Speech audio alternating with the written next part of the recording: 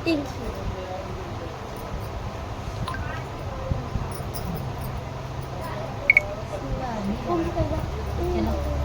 कैसे सर? हेलो दोस्तों, नमस्ते, प्रणाम। आप लोग कैसे? उम्मीद करते हैं मेरे सभी फ्रेंड अच्छे होंगे, स्वस्थ मत एकदम जबरदस्त होंगे दोस्तों।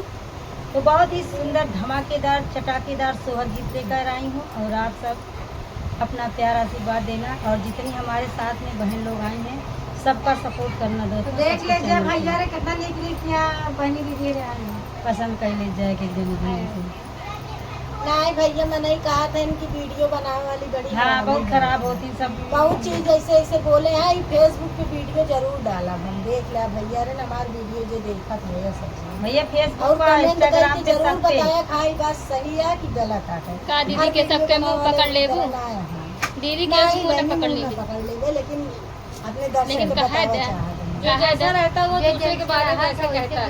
कहा था। चलो ठीक है।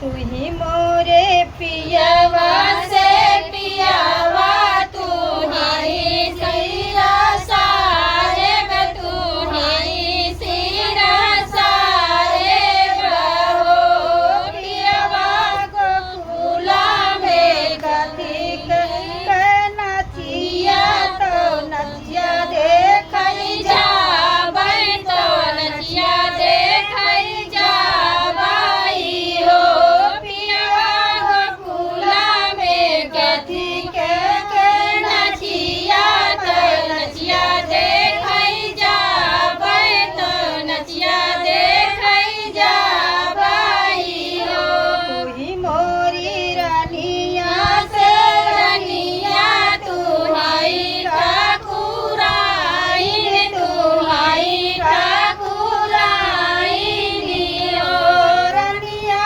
घरही में कथी कवा बोलाऊ गई दुई नाऊ जाने देखबई दुई नाऊ जाने देखबई हो रानिया घरही कथी कवा बोलाऊ गई दुई नाऊ जाने देखबई दुई नाऊ जाने देखबई हो कहाँ सुनाए कनाही मानई देखई गईली नचिया देखई गईली नचिया हो कहाँ सुनाए कहीं मानई देखई गईली नचिया देखई गईली नचिया हो पाँच छाट मरदा के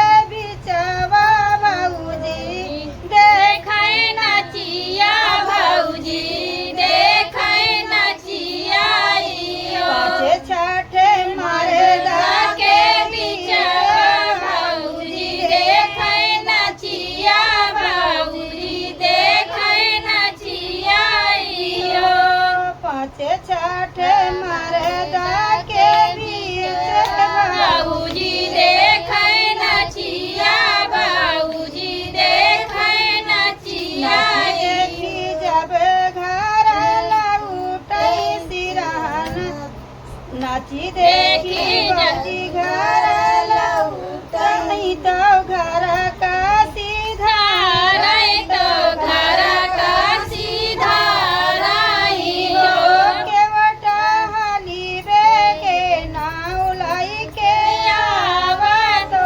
परवा उतारा तो परवा उतारा हो केवटा हली बेगे नाव लाई के आवा तो परवा उतारा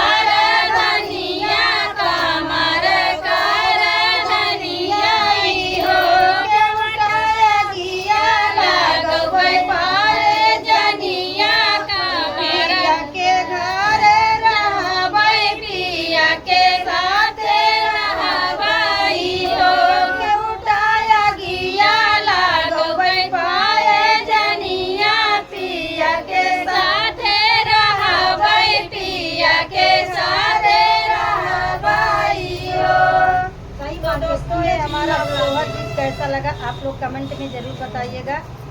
और पाव पैजनिया और कमर करधनिया ऐसे करधनिया पैजनिया में आग लागे दोस्तों। आपका घर द्वार बना रहे, सब काम देंगे। तो फिर नेक्स्ट वीडियो में मिलेंगे। जय श्री कृष्णा, राधे राधे दोस्तों। Bye bye. एक और